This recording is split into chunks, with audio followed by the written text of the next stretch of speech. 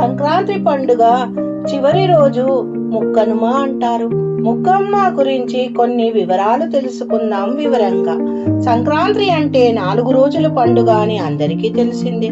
ఇందులో తొలి 3 రోజులకి ఏదో ఒక పరమార్థం ఉంది. కానీ 4వ రోజున పలానా విధులు నిర్వహించాలి అంటూ ఎక్కడా కనిపించదు.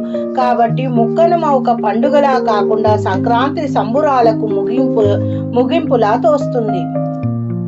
సంక్రాంతిలో తొలి రోజైన భోగిని కీడు పండుగగాను, 2వ రోజు సంక్రాంతిని పెద్దల పండుగగాను, 3వ రోజైన కనుమను పశువుల పండుగగాను చేసుకునే జనము 4వ రోజున గ్రామ దేవతలను తలుచుకుంటూ మాంసాహారాన్ని వండుకొని సాంప్రదాయం కనిపిస్తుంది. అందుకనే ముక్కనుమను ముక్కల పండుగగా కూడా పిలుచుకోవడం రివాజు.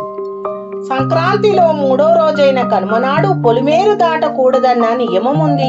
కాబట్టి ఇంటికి వచ్చిన ఆడపడుచుల్ని సత్కరించుకొని మనసారా బహుమతులు ఇచ్చుకొని ముక్కనుమ నాడు వీడుకోలు పలుకుతారు.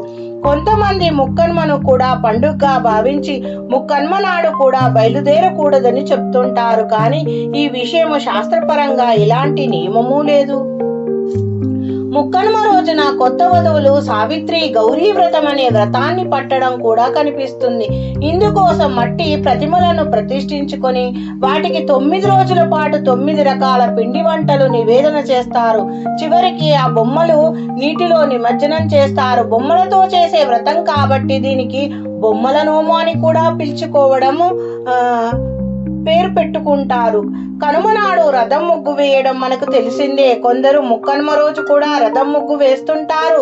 సంకురమయ్య ఉత్తరాయణం వైపు మరలేరా ఈ సందర్భాన్ని పురస్కరించుకొని ఆయనను సాగనంపేందుకు అన్నట్లుగా ఇలా రథం ముగ్గుని వేయడం ఆచారంగా కొనసాగుతుంది. ఈ ముగ్గుకి ఉన్న కొసను మాత్రం ఇంటి బయటకు వెళ్లేలా తీర్చిదిద్దుతారు. సంక్రాంతి 4వ రోజు తమిళనాట కూడా ఘనంగా జరుపుకుంటారు. వారు ఈ రోజుని కరీనాల్ అని పిలుచుకుంటారు. ఈ రోజు చుట్టాలను కలుసుకుంటే మంచిదని చెప్తుంటారు. ఒక రకంగా బంధుత్వాలని కలుపుకునే అందుకు సంబంధికులు మంచి చెడ్డలను పరామర్శించేందుకు ఈ రోజున ప్రాముఖ్యతని ఇస్తారన్నమాట. అంతేకాదు ఈ రోజున కుటుంబ సమేతంగా వనభోజనాలకు వెళ్లి ఆనవాయితీ కూడా ఉంది. ఇలా సంక్రాంతి సంబురాలను ఎంతో ఘనంగా జరుపుకొని తెలుగు 2 రాష్ట్రాల వారు ఎంతో వేడుకగా జరుపుకొని పిల్లలు పెద్దలు అందరూ సుఖ సంతోషాలతో ఆనందమయంగా ప్రతి ఇల్లు కలకలలాడే సంక్రాంతి పండుగ ముగింపు పండుగ.